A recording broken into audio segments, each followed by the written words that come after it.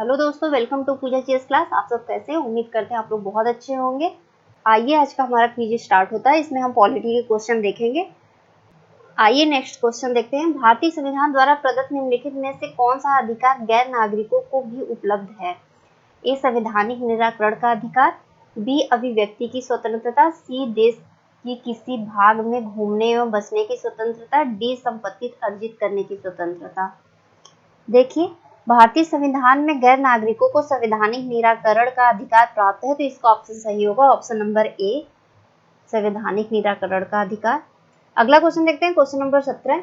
निम्नलिखित में से कौन सा एक मानव अधिकार भारतीय संविधान के अंतर्गत मौलिक अधिकार भी है?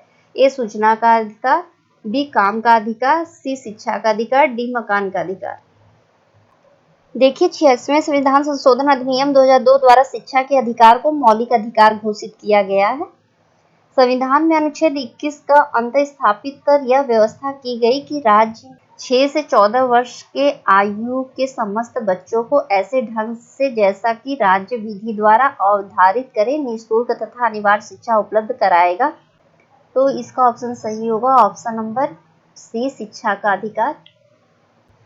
अगला क्वेश्चन देखते हैं, क्वेश्चन नंबर 18। भारत के संविधान का निम्नलिखित में से कौन सा अनुच्छेद प्रेस की स्वतंत्रता से संबंधित है? ए अनुच्छेद 19, बी अनुच्छेद 20, सी अनुच्छेद 21, डी अनुच्छेद 22। देखिए, भारतीय संविधान में प्रेस के लिए स्वतंत्रता का उल्लेख अलग से नहीं किया गया है, बल्कि वाक एवं अभिव्यक्ति की स्वतंत्रता में अनुच्छेद 19(1) के अंतर्गत प्रेस की स्वतंत्रता भी समाहित है। तो इसका ऑप्शन सही होगा ऑप्शन नंबर ए, अनुच्छेद 19। अनुच्छेद 21 का संबंध जीवन तथा व्यक्ति की स्वतंत्रता के संरक्षण से तथा अनुच्छेद 22 का संबंध कुछ मामले में गिरफ्तारी का निरुद्धता के संरक्षण से है। तो अगला क्वेश्चन देखते हैं, क्वेश्चन नंबर 19। निम्नलिखित में से किसको संविधान द्वारा मौलिक अधिकारों को लागू करने की शक्ति दी गई है? ए भारत के सभी न्यायालयों को, बी संसद को, सी राष्ट्रपति को, डी सर्वोच्च न्यायालय एवं उच्च न्यायालय को। देखिए, संविधान द्वारा मौलिक अधिकारों को लागू करने की शक्ति सर्वोच्च न्यायालय एवं उच्च न्यायालयों को दी गई है। सर्वोच्च न्यायालय और उच्च न्यायालयों के द्वारा नागरिकों के मौलिक अधिकारों के रक्षात्मक 5 प्रकार के ऋण जारी करते हैं, जैसा कि हम आपको आगे बता चुके हैं। तो इसका ऑप्शन सही होगा ऑप्शन नंबर डी, सर्वोच्च न्यायालय एवं उच्च न्यायालयों को अधिकार है। अगला क्वेश्चन देखते हैं, क्वेश्चन नंबर 20। निम्नलिखित में से भारत में मौलिक कर्तव्य कौन सा है?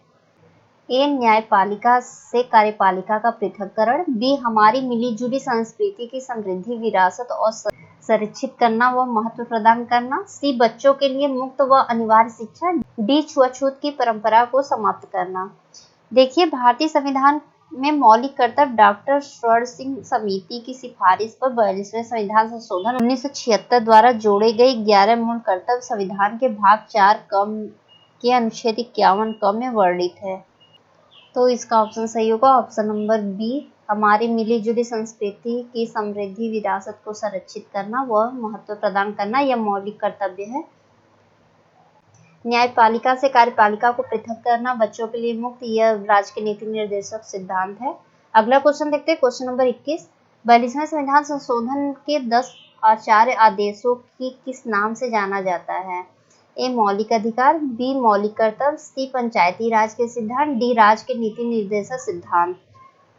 देखिए, 42वें संविधान संशोधन 1976 द्वारा अनुच्छेद 51 कम में 11 मौलिक कर्तव्य केवल नागरिकों के लिए जोड़े गए हैं। इस समय जो प्रधानमंत्री थी श्रीमती इंदिरा गांधी थी। तो इसका ऑप्शन सही होगा ऑप्शन नंबर बी, इसको मौलिक कर्तव्य के नाम से जाना जाता है। अगला क्वेश्चन देखते हैं, क्वेश्चन नंबर 22। भारत में निम्नलिखित में से किसके अंतर्गत पंचायती राज प्रणाली की व्यवस्था की गई है? ए मौलिक अधिकार, बी मौलिक कर्तव्य, सी राज्य के नीति निर्देशक सिद्धांत, डी चुनाव आयोग अधिनियम। देखिए, भारतीय संविधान में राज्य के नीति निर्देशक सिद्धांत में अनुच्छेद 40 में प्रावधान है कि राज्य ग्राम पंचायतों के संगठन के लिए कदम उठाएगा तथा इनको स्वायत्त शासन की इकाइयों के रूप में कार्य करने के लिए शक्ति प्रदान करेगा। तो इसका ऑप्शन सही होगा ऑप्शन नंबर सी, राज्य के नीति निर्देशक सिद्धांत। अगला क्वेश्चन देखते हैं, क्वेश्चन नंबर 23। भारतीय संविधान में किस अनुच्छेद के अंतर्गत नागरिकों को मौलिक अधिकार प्रदान किए गए हैं? अनुच्छेद 112 से 115, बी अनुच्छेद 12 से 35, सी अनुच्छेद 222 से 235, डी इनमें से कोई नहीं।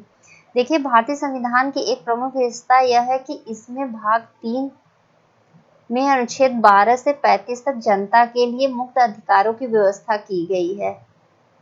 तो इसका ऑप्शन सही होगा ऑप्शन नंबर बी, 12 से 35 यह मौलिक अधिकार है। अगला क्वेश्चन देखते हैं, क्वेश्चन नंबर 24।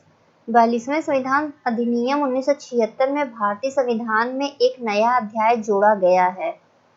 ए संघीय क्षेत्रों के प्रशासन से संबंधित, बी अंतर्राज्यीय परिषदों के निर्माण, सी मौलिक कर्तव्य, डी इनमें से कोई नहीं। देखिए, संविधान के 42वें संशोधन अधिनियम 1976 द्वारा भारतीय संविधान में चतुर्थ भाग में भाग क जोड़कर अनुच्छेद 51 क में 10 मूल कर्तव्यों को जोड़ा गया है। वर्तमान में कुल 11 मूल कर्तव्य हैं। 11वां मूल कर्तव्य 6 से 14 वर्ष तक के बच्चों को माता पिता द्वारा शिक्षा के अवसर उपलब्ध कराना। यह कर्तव्य 86वें संविधान संशोधन अधिनियम 2002 द्वारा जोड़ा गया। तो इसका ऑप्शन सही होगा ऑप्शन नंबर सी, मौलिक कर्तव्य। अब वीडियो अच्छा लगा तो शेयर और सब्सक्राइब करिएगा। धन्यवाद।